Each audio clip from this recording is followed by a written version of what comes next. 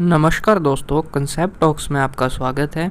और आज हम union of India versus Naveen Jindal case 2004 को देखेंगे और साथ ही हम यह देखेंगे कि कैसे टू होस्ट नेशनल फ्लैग का राइट इंडियन सिटीजन को मिला।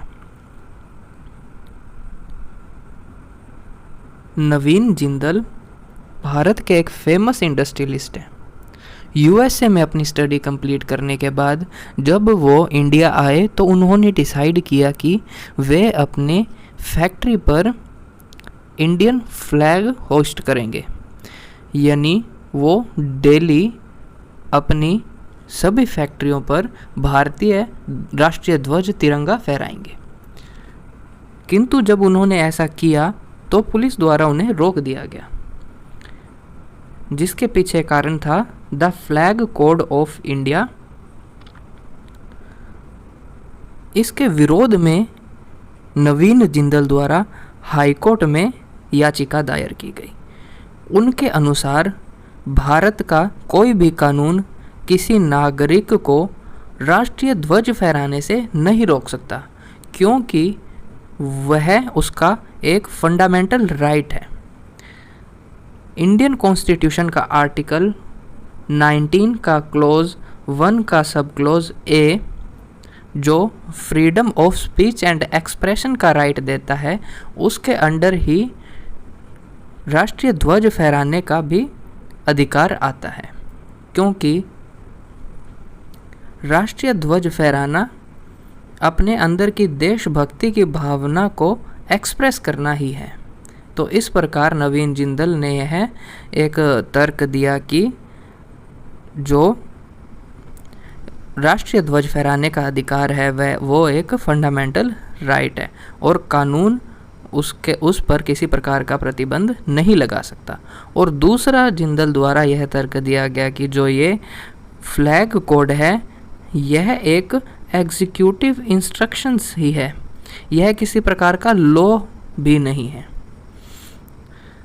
तो इसके बाद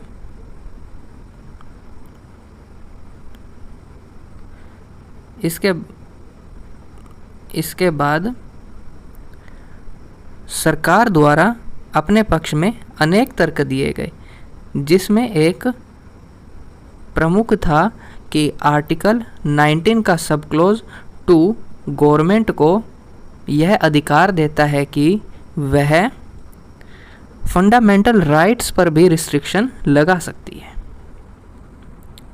तो अब हम हाई कोर्ट का डिसीजन देखते हैं। हाई कोर्ट ने नवीन जिंदल के पक्ष में निर्णय सुनाते हुए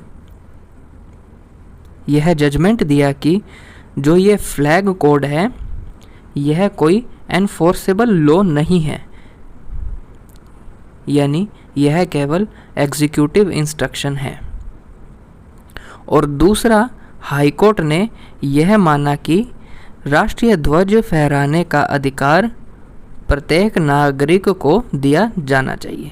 किंतु हाई कोर्ट ने यह भी कहा कि जो राष्ट्रीय ध्वज फहराते समय एम्बलम्स एंड नेम्स एक्ट 1950 और prevention of insult to national honour act 1971 का ध्यान रखा जाना चाहिए।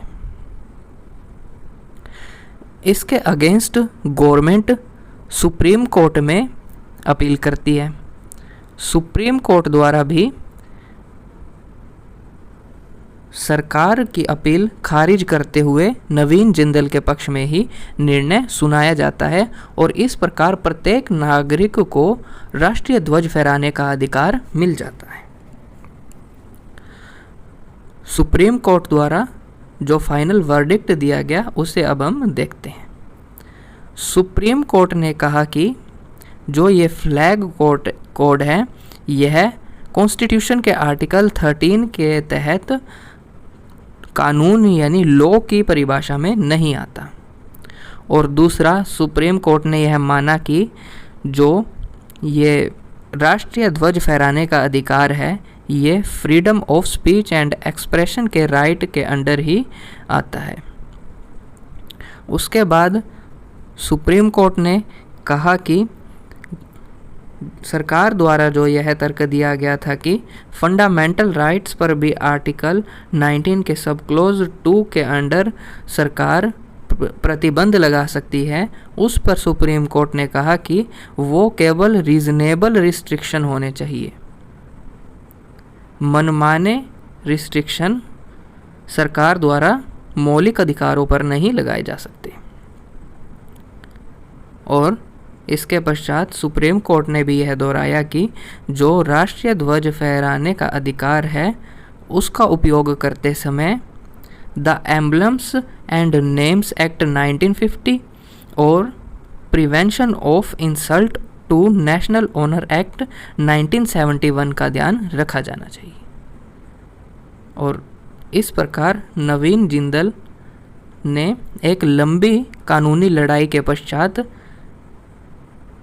प्रत्येक इंडियन सिटीजन्स को यह अधिकार दिलाया कि वह राष्ट्रीय ध्वज फहरा सके। धन्यवाद।